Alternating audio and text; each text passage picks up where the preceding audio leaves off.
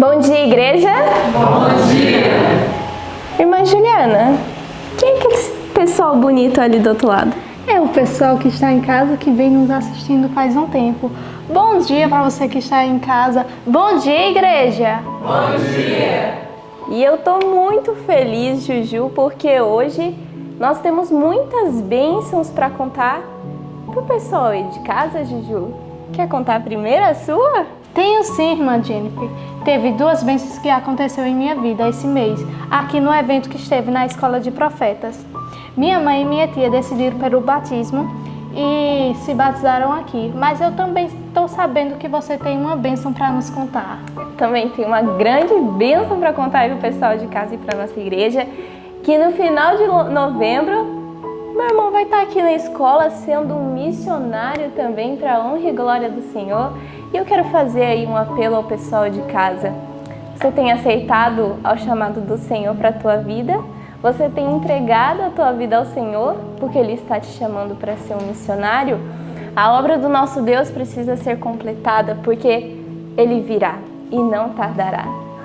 E eu convido a igreja e você aí de casa, nós fazemos uma oração ao nosso Deus, agradecendo a Ele pelas bênçãos que Ele tem nos dado e também pedindo para que Ele nos faça missionários.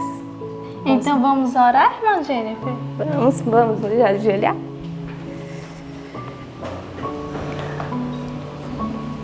Querido Deus e bom Pai, queremos, Senhor, louvar o Teu nome, porque o Senhor é um Deus que se preocupa conosco, que cuida de nós, que nos consola. E o Senhor tem derramado bênçãos em nossas vidas, Senhor. Bênçãos que nos alegram, ó Deus. Bênçãos que nos faz regozijarmos no Senhor. Bendito seja o Teu nome, porque o Senhor tem levado a Tua mensagem, ó Pai, aos confins da terra através dos missionários, e o Senhor nos escolheu para sermos Teus missionários, ó Deus. Por isso que eu peço que o Senhor faça cada um de nós, assim como estamos aqui na escola, mas também os que estão em casa, ó Deus, que façam eles missionários, para que a Sua mensagem seja levada, Senhor, a toda pessoa que carece de Ti, ó Deus.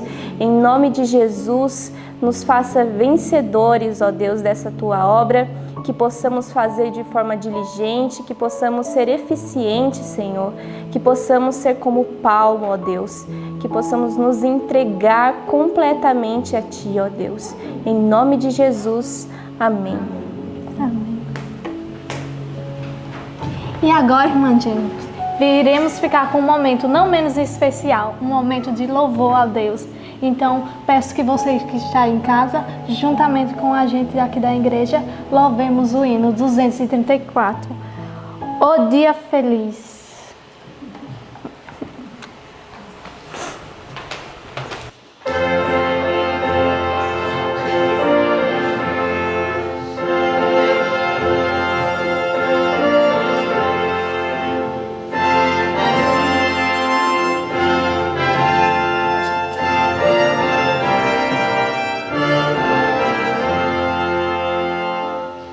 Feliz o dia em que aceitei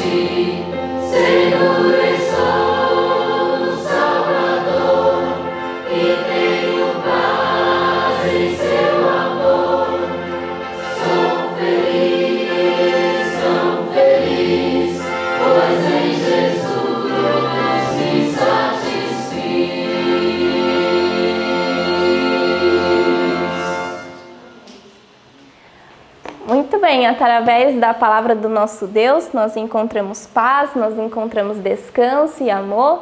E Juju, me diz, o que momento é agora? Que momento nós estamos agora? Agora teremos um momento do nosso versinho, que tenho certeza que você que está em casa já decorou, porque você também treina todos os dias. Está lá em Apocalipse 3, do 10 ao 13. Isso mesmo. Irmã Jennifer, você pode contar para começarmos? Claro, no 3. 1, 2, 3. Apocalipse 3, do 10 ao 13. Como guardastes a palavra da minha paciência, também eu te guardarei da hora da tentação, que há de vir sobre todo o mundo, para tentar os que habitam na terra. Eis que venho sem demora. Guarda o que tens, para que ninguém tome a tua coroa. A quem vencer, eu farei coluna no templo do meu Deus, e dele nunca sairá. Escreverei sobre ele o nome do meu Deus, e o nome da cidade do meu Deus, a nova Jerusalém, que desce do céu, do meu Deus, e também o meu novo nome. Quem tem ouvidos, ouça o que o Espírito diz às igrejas. Apocalipse 3, do 10 ao 13. Apocalipse 3, do 10 ao 13. Como guardaste a palavra da minha paciência, também eu te guardarei da hora da tentação, que há de vir sobre todo o mundo, para tentar os que habitam na terra. Eis que venho sem demora. Guarda o que tens, para que ninguém tome a tua coroa. A quem vencer, eu farei coluna no templo do meu Deus, e dele nunca sairá. E escreverei sobre ele o nome do meu Deus, e o nome da cidade do meu Deus, a nova Jerusalém, que desce do céu, do meu Deus, e também o meu novo nome. Quem tem ouvidos, ouça o que o Espírito diz às igrejas. Apocalipse 3, do 10 ao 13. Apocalipse 3, do 10 ao 13. Como guardaste a palavra da minha paciência, também eu te guardarei da hora da tentação, que há de vir sobre todo o mundo, para tentar os que habitam na terra. Eis que venho sem demora. Guarda o que tens, para que ninguém tome a tua coroa. A quem vencer, eu farei coluna no templo do meu Deus, e dele nunca sairá. E escreverei sobre ele o nome do meu Deus, e o nome da cidade do meu Deus, a nova Jerusalém, que desce do céu, do meu Deus, e também o meu novo nome. Quem tem ouvidos, ouça o que o Espírito diz às igrejas. Apocalipse 3, do 10 ao 13. Amém. Neste momento, vamos ficar com o nosso estudo. Amém. Bom dia a todos. Bom dia. Um bom dia também para você que está em casa. Que este dia possa ser um dia muito abençoado e que nós possamos fazer a vontade de Deus. E a música que Felipe e eu vamos tocar neste momento vem falando que um dia nós estávamos perdidos, mas quando encontramos a Cristo, encontramos a felicidade, a paz e uma vida muito boa. E é por isso que nós estamos aqui neste momento servindo e adorando ao Senhor.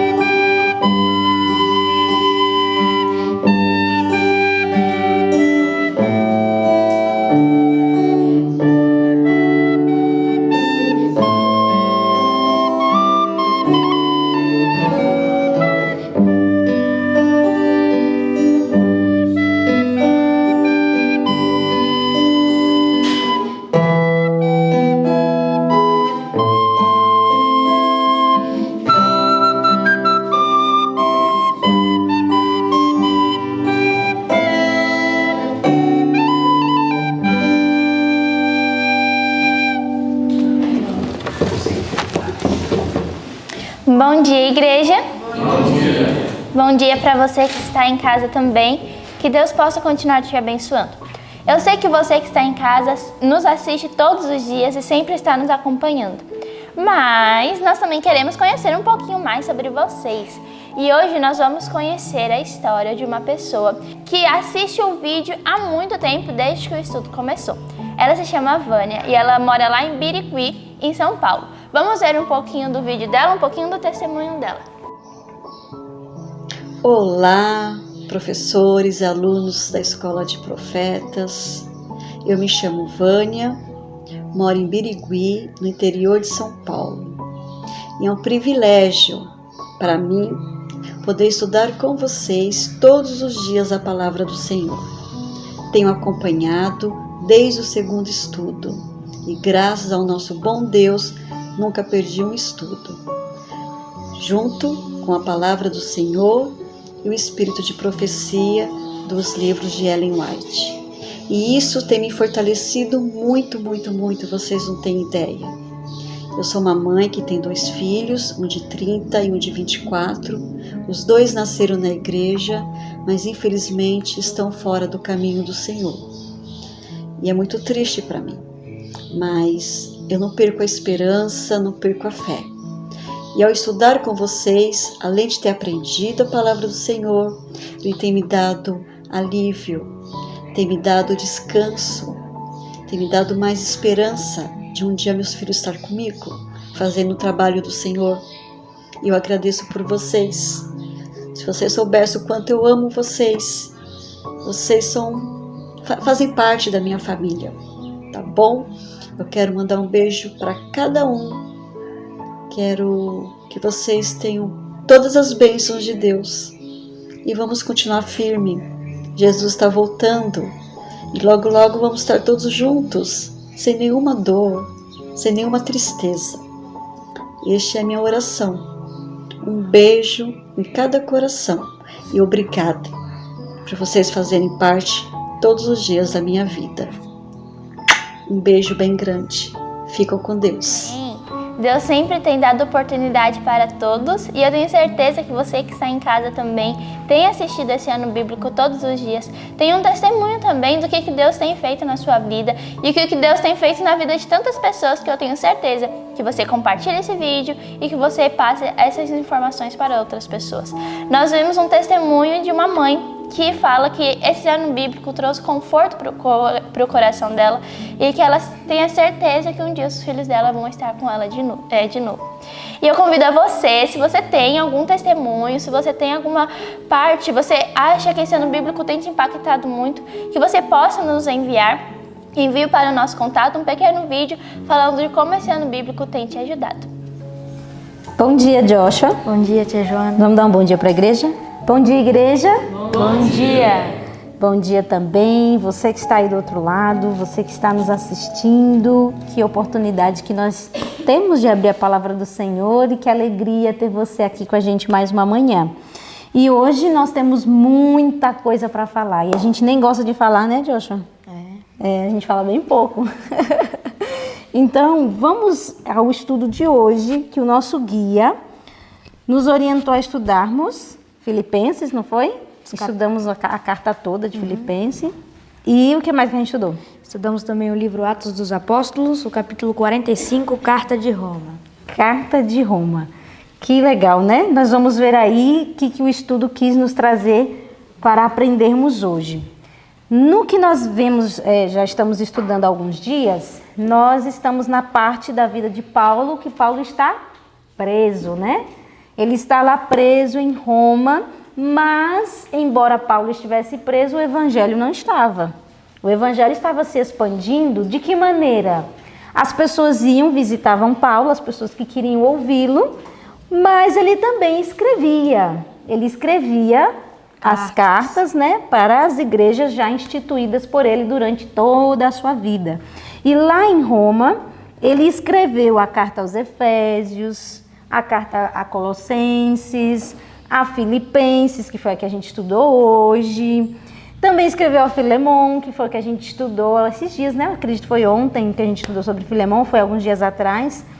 E aí, uma das últimas cartas que ele escreveu, que foi a Timóteo. Então ele escreveu várias cartas enquanto ele estava preso. E nessas cartas nós temos muitas orientações que servem para nós como povo hoje.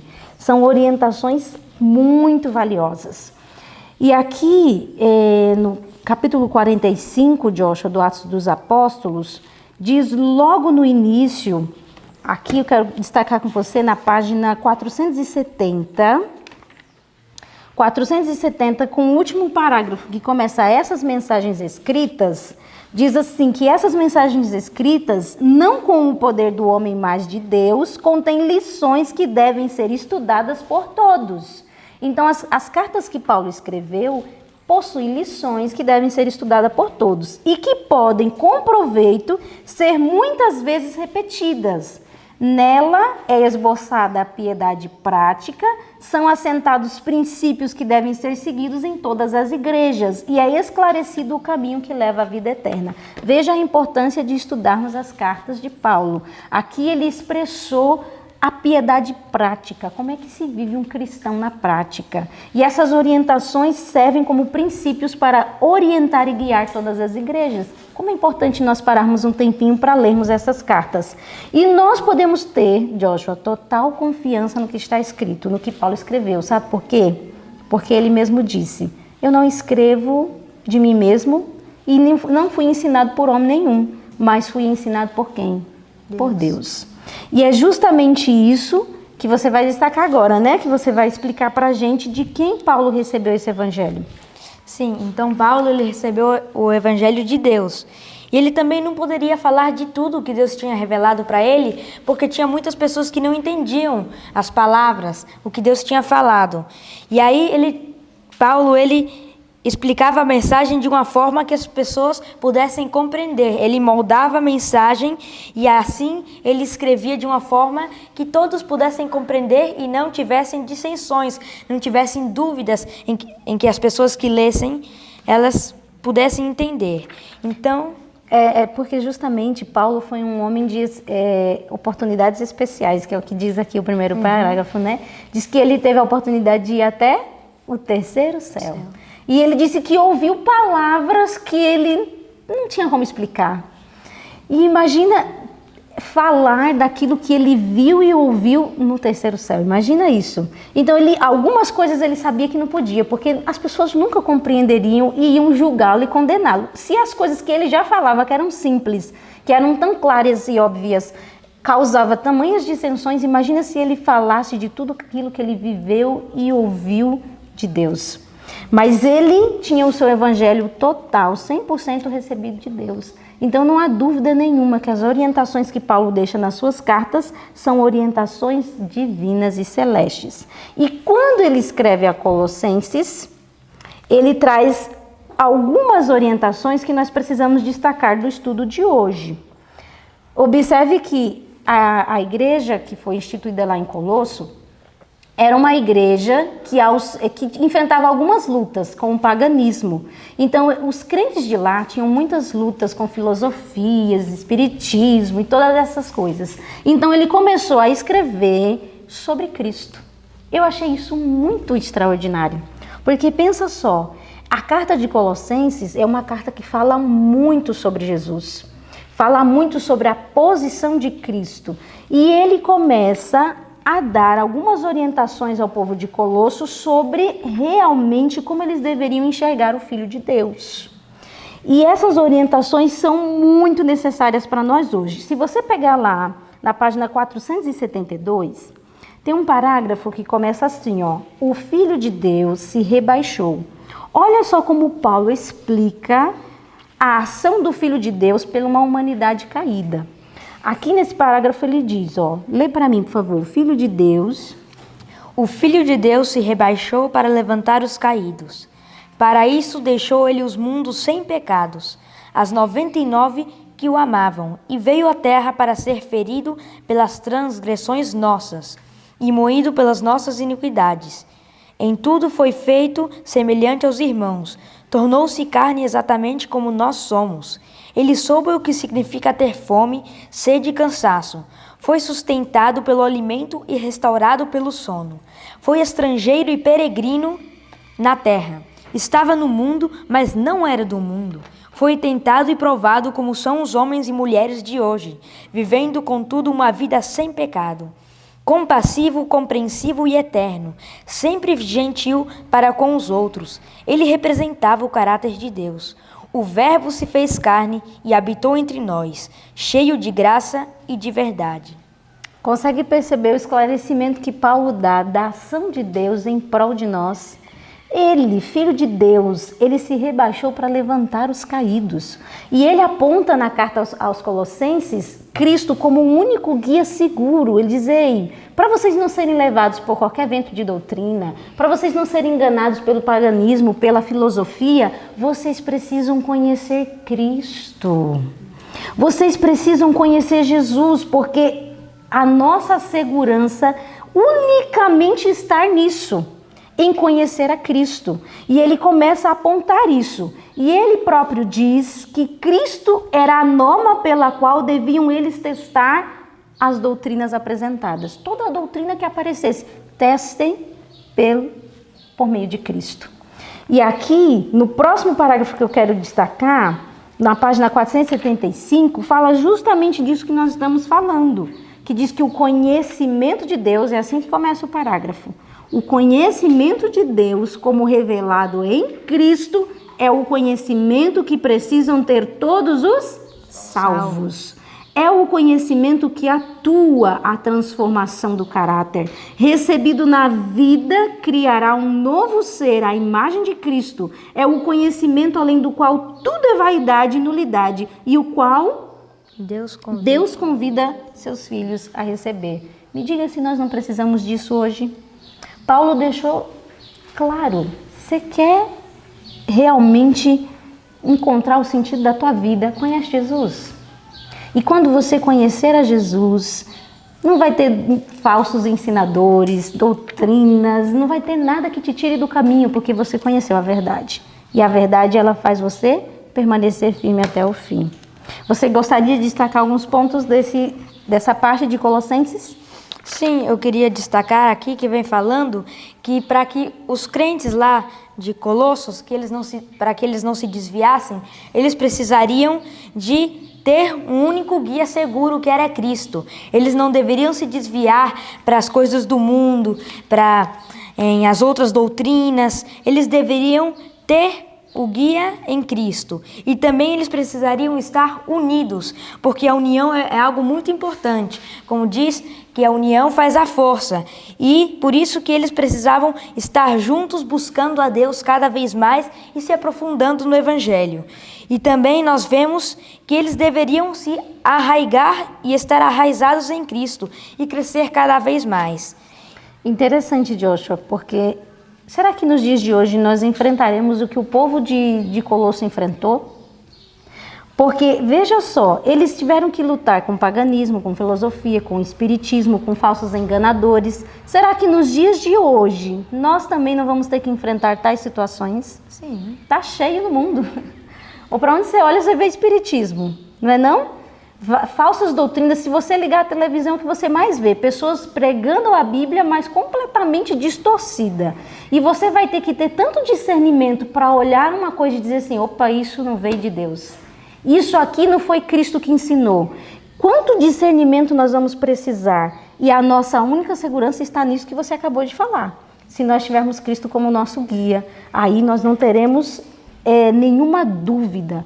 Por que Paulo não tinha dúvida daquilo que ele ensinava? A ponto dele dizer assim, ei, se até um anjo vier para você e pregar uma coisa diferente do que eu falei, é anátema, é maldição. Por que ele tinha tanta certeza? Porque ele aprendeu do trono de Deus. Ele não tinha dúvida nenhuma daquilo que ele ensinava, porque ele tinha recebido do Senhor Jesus. Então ele não tinha dúvida, era muito claro na cabeça dele. Por isso que ele lutava com todas as suas forças. E também, como diz aqui, diz que a única regra certa e segura é fazer o que Deus diz. E ele estudava os preceitos de Deus e também é muito importante usar a palavra de Deus, porque diz assim que os apóstolos eles enfrentavam as falsas teorias de seu tempo, dizendo o que estava escrito na Bíblia. Isso é muito importante. E sabe o que é interessante a gente observar também? Que quando você conhece Jesus, esse conhecimento gera em você uma transformação. É impossível você se encontrar com Jesus verdadeiramente e você não ser transformado, impactado, ser tocado profundamente, dizer assim, eu quero ser diferente, eu quero ser igual a esse Jesus. Foram isso que os discípulos experimentaram, os apóstolos, e é justamente isso que a Neuzi vai explicar para a gente agora. Vamos ouvir o comentário da Neuzi? Bom dia, professora Jana, bom dia, Joshua, bom dia, pessoal de casa.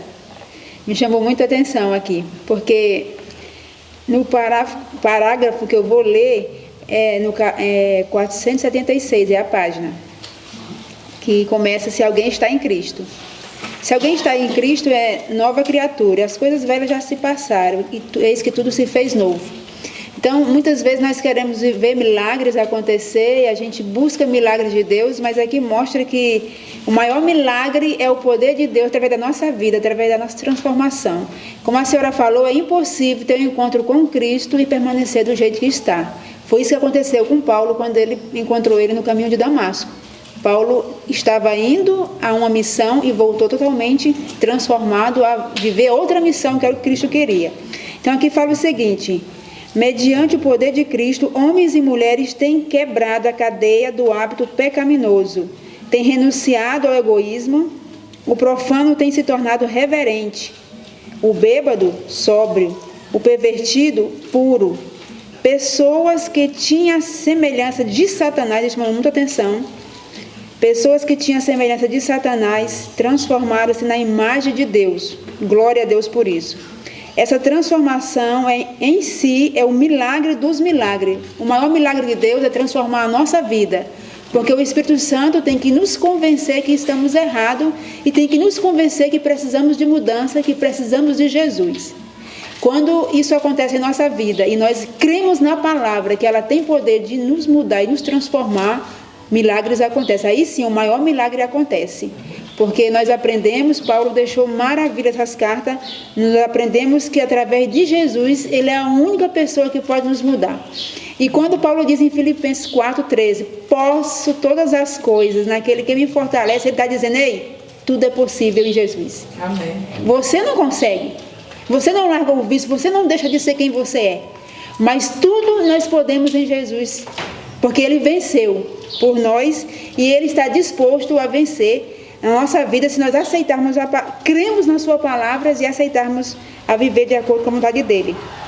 Não o podemos compreender, somente podemos crer. Nós não compreendemos o milagre, mas nós precisamos crer, conforme declara as Escrituras, que é Cristo em vós a esperança da glória. Que Deus nos ajude a vivermos e a crer na palavra do Senhor, para ser transformado todos os dias. Amém. Glória a Deus, Neuzi. É verdade mesmo.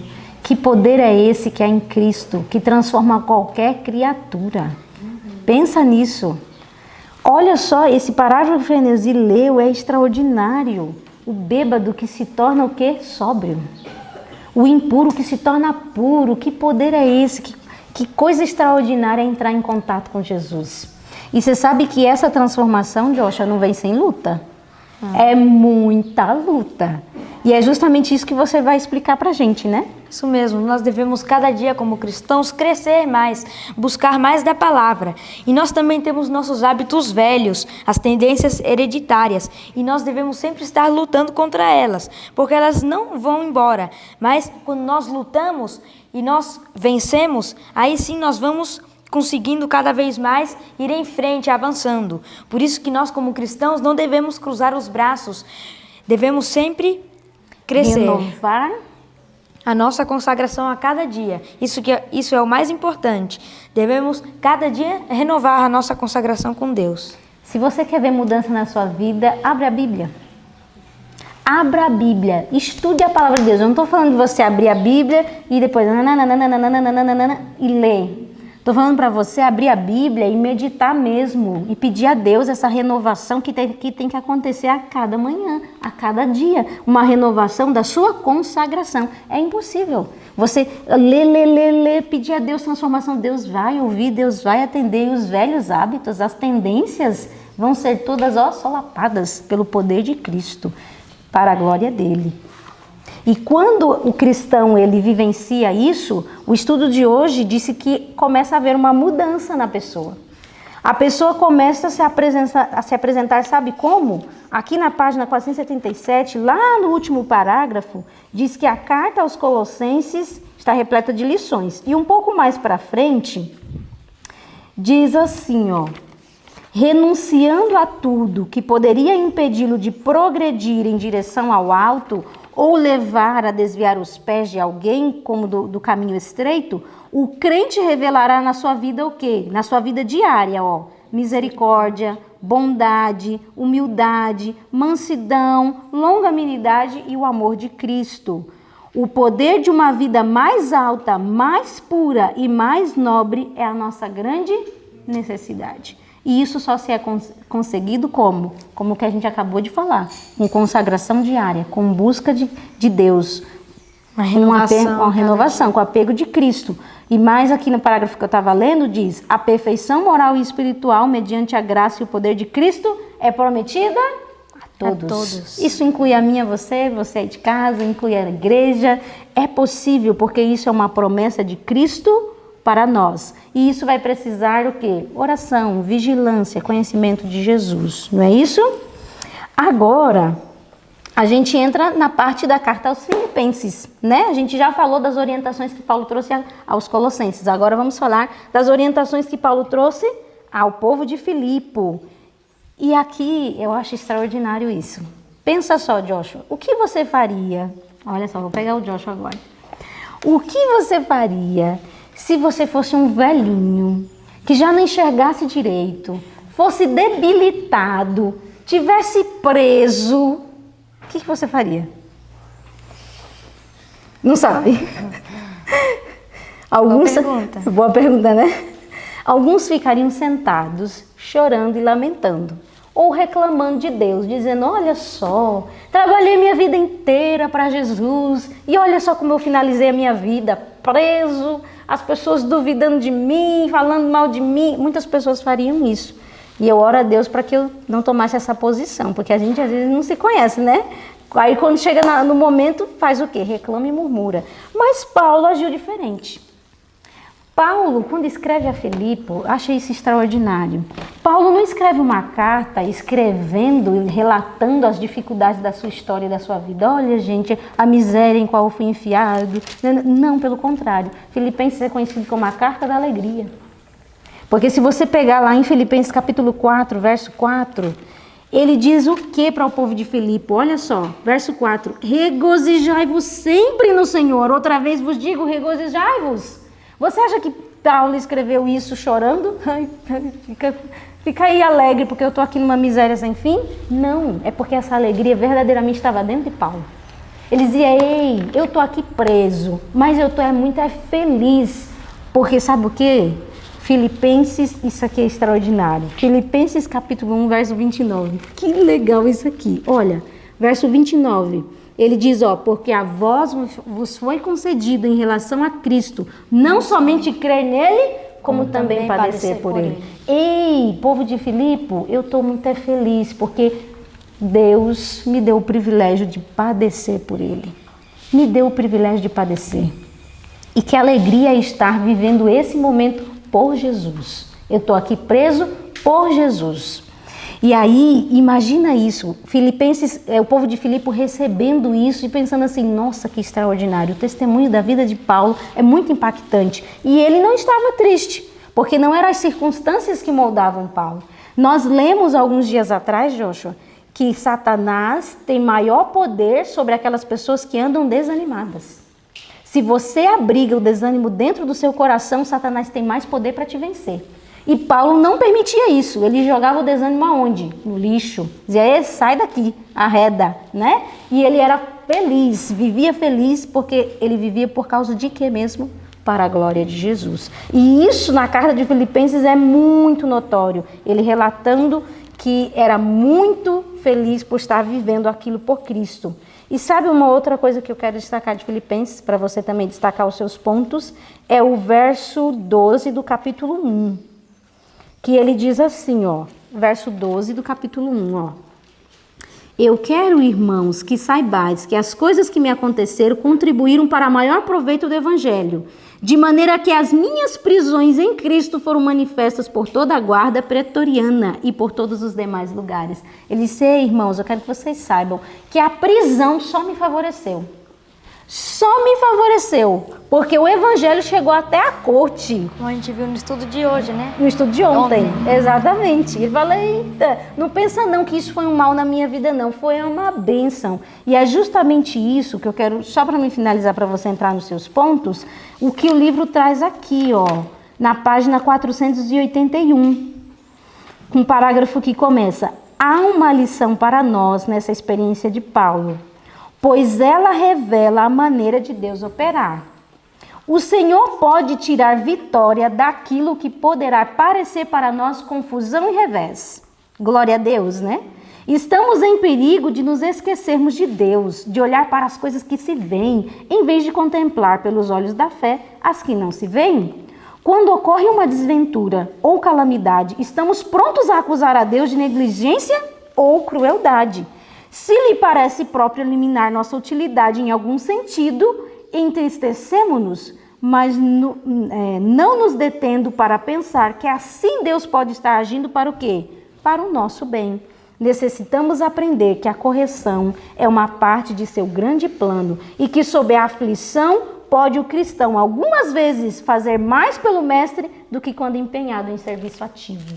Paulo nunca foi tão forte quando ele estava tão fraco. Como as igrejas agora o ouviam e tinham um coração ligado à história de Paulo. Antes ele ficava lutando para o pessoal ouvir ele. Agora o pessoal falava assim, que extraordinário isso. Paulo, você está aí sofrendo por causa de Cristo. Eles tinham agora sensibilidade para ouvir de Paulo. Imagina isso. As igrejas estavam sensíveis, as pessoas estavam altamente impactadas e até a guarda lá da casa de César, né, estavam impressionados com o testemunho de Paulo. Tudo isso por causa de quê? Da prisão. Aquilo que parecia tão terrível se tornou uma maior bênção na vida de Paulo. E é isso que ele escreve ao povo de Filipe, né? Quais são os pontos que você quer destacar? O que eu achei interessante aqui foi no capítulo 4, os versículos 8 e 9, que diz assim: quanto ao mais, irmãos, tudo que é verdadeiro, tudo que é honesto, tudo que é justo, tudo que é puro, tudo que é amável, tudo que é de boa fama, se há alguma virtude, se há algum louvor, nisso pensai. O que também aprendestes e recebestes e ouvistes e vistes em mim, isto fazei, e o Deus de paz será convosco. Então ele falou lá para os filipenses que eles deveriam pensar nas coisas justas, nas coisas puras, nas coisas boas. E também nós sabemos que os filipenses, eles eram muito amáveis com Paulo. Eles mandaram várias vezes ajuda para ele, donativos. Até mesmo na prisão. Até mesmo na prisão, através de... Epifrases? Isso. Não, vamos falar o nome do rapaz direito. Epafrodito. Isso, Como Epafrodito. é que você não lembra o nome desse tão fácil? Então, Epafrodito. Isso mesmo aí. Então, também aqui, como nós vemos no capítulo 4, versículo 14, todavia fizestes bem em tomar parte da minha aflição. Então, ele agradece aos filipenses por causa que eles lhe ajudaram bastante. Eles mandaram também o Epafrodito, quando ele estava na prisão, que ele também o ajudou, consolou Paulo, esteve, e aí depois ele ficou um pouco doente, mas Paulo diz aqui na carta que pela graça de Cristo ele se recuperou, e aí, então nós vemos como Deus é bom, né? E o verso conhecido, 13, posso todas as coisas em Cristo que me fortalece. Então, tudo que nós queremos fazer, podemos quando temos Cristo conosco. E para a gente finalizar então o nosso estudo, nós vamos finalizar com o que está escrito lá no capítulo 2. Você me empresta sua Bíblia? Capítulo 2, verso 12. Olha só o que ele diz aqui, ó. De sorte que, meus amados, assim como sempre obedecestes não só na minha presença, mas muito mais agora na minha ausência, assim também operai a vossa salvação com temor e tremor. Olha só a orientação que Paulo vem dando. Porque Deus é o que opera em vós, tanto querer como efetuar, segundo a sua boa vontade. Fazei todas as coisas sem murmurações nem contendas, para que sejais irrepreensíveis e sinceros, filhos de Deus inculpáveis, no meio de uma geração corrompida e perversa, entre a qual resplandeceis como astros no mundo. Talvez você conheça esse verso, né? A gente já decorou ele aqui. Mas eu queria me deter na frase que Paulo diz assim para Filipos, ó, para os filipenses. Operai a vossa salvação com temor e tremor. Olha só, aqui no livro, e eu quero finalizar com esse pensamento, diz na página 482, com um parágrafo que começa: a obra de ganhar a salvação é de coparticipação e cooperação. Nós devemos operar, coparticipar da nossa salvação. E aqui diz que deve haver cooperação entre Deus e o pecador arrependido. Isso é necessário para a formação de corretos princípios de caráter. Deve o homem fazer veementemente esforços para vencer o que impede de alcançar a perfeição. Mas para alcançar êxito, ele depende inteiramente de Deus. Por si mesmo, o esforço humano não é suficiente. Sem a ajuda do poder divino, ele de nada vale. Deus age e o homem também. A resistência à tentação deve partir do homem e, por sua vez, deve obter de Deus o poder. De um lado se acha sabedoria infinita, compaixão e poder. Do outro, debilidade, pecaminosidade e incapacidade absoluta. Aqui esse parágrafo diz que nós devemos trabalhar como se tudo dependesse de você, como se dependesse de mim. Mas nós devemos orar como se tudo dependesse de Deus. E no próximo parágrafo que eu finalizo lendo ele, na página 483, aquele que deseja... Olha só o que está escrito aqui, ó. Aquele que deseja construir um caráter forte e simétrico e que deseja ser um cristão bem equilibrado, deve dar tudo a Cristo e fazer tudo por Cristo, pois o Redentor não aceitará serviço dividido. Precisa aprender diariamente o significado da entrega do eu. Precisa estudar a palavra de Deus, aprendendo o seu significado e obedecendo a seus preceitos. Assim pode ele alcançar o padrão da excelência cristã dia a dia. Deus trabalha com ele, aperfeiçoando o caráter que deve resistir no tempo da prova final. E dia a dia o crente está manifestando diante dos homens e dos anjos um experimento sublime, mostrando que o Evangelho pode fazer, mostrando o que o Evangelho pode fazer por caídos seres humanos. Você quer isso para a sua história? Eu quero isso para a minha vida. Eu quero isso para a minha vida. Eu quero receber isso daqui que está escrito. Dar tudo a Cristo e fazer tudo por Cristo. Diariamente entregando eu, colocando na mão do Senhor Deus a minha vida e a minha história. Lendo a palavra, obedecendo o que está escrito e vivendo uma carreira cristã, só de subida. Que o Senhor Deus nos dê poder e graça para viver isso, porque é possível viver, que você creia nisso, que você almeje isso, que você lute por isso com todas as suas forças, porque a recompensa final valerá muito a pena. Mas não só a recompensa, o viver com Cristo é extraordinário, porque declaro, finalizando agora de verdade, o que Paulo disse, que para mim, o viver é Cristo e o morrer é lucro. Que nós possamos chegar a esse nível, a essa experiência que Paulo viveu com Deus.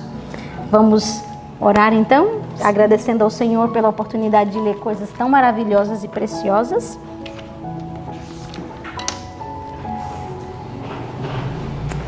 Você faz a oração? Sim. Ótimo. Querido Deus, te agradeço por este momento que tivemos de estudo, pelo ano bíblico, Senhor, e te agradeço por tudo que estudamos. Eu te peço que nós possamos confiar em Ti e que nós não possamos duvidar, porque Tu deixaste a promessa que tudo podemos em Ti, Senhor. Que o Senhor abençoe o pessoal de casa, esteja com eles e que possamos cada vez alcançar um caráter mais perfeito, Senhor. Que o Senhor nos abençoe neste dia e que possamos neste dia andar contigo, igual Enoque como andava. Que nós também possamos nos entregar totalmente e não perder as oportunidades, porque o Senhor nos dá muitas oportunidades. Que nós possamos também levar mais pessoas a Cristo e não nos desanimar em momentos que estejamos passando por dificuldades, porque nós sabemos que Cristo estará conosco. Que o Senhor nos dê um bom dia, em nome de Jesus. Amém. Então, foi muito bom ter você conosco. Amanhã nós vamos estudar algo extraordinário, né, Joshua? Nós vamos estudar Paulo em liberdade. Como é que será isso? Será que agora Paulo vai ser liberto e agora vai abalancar o Evangelho do Senhor Deus? Assista amanhã, não perca, nós te esperamos. Tchau, tchau.